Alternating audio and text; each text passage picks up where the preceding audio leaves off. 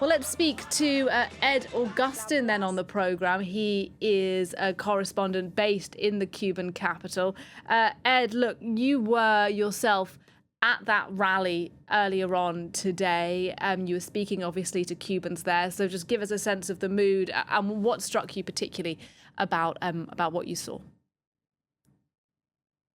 Well, just thinking about it based on the way you kind of teed up the introduction, I think that with the Trump administration in power, sanctioning Cuba more than ever before, waging an oil blockade, not allowing oil into the country. There's only been one shipment of oil into the country this year.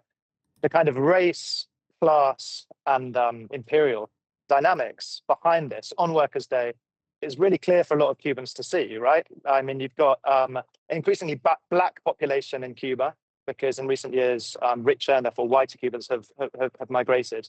You've got white so-called exiles in Miami and now Washington, or descendants of exiles, having leading effectively U.S. policy towards the island, and that's embodied in Marco Rubio, both of whose parents left Cuba before the Cuban Revolution in 1959.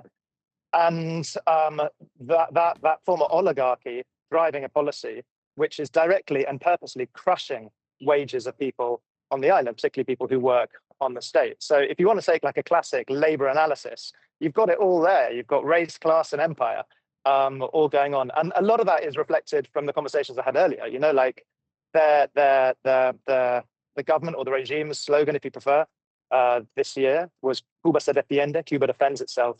And people very aware that President Trump has on multiple occasions explicitly threatened military intervention in Cuba.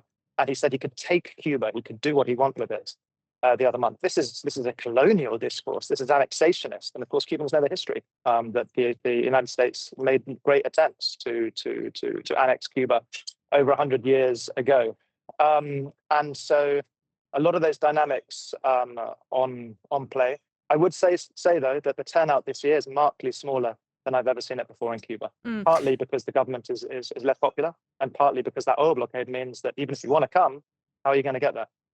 Well, that's really interesting, you know, because clearly this oil blockade has made life so hard for people in Cuba at the moment. Nonetheless, though, as you say, smaller than previous years, but people are still out. Can you give us a sense, you think, of what the numbers look like today?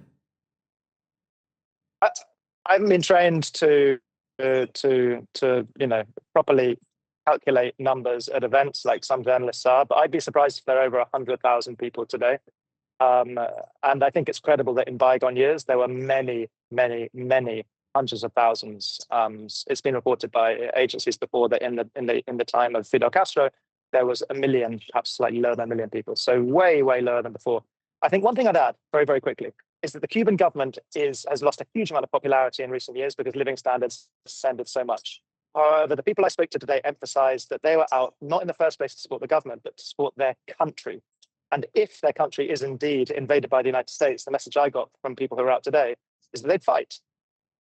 Fascinating. Good to get your insights. Thank you so much. Ed Augustin reporting for us there from Havana.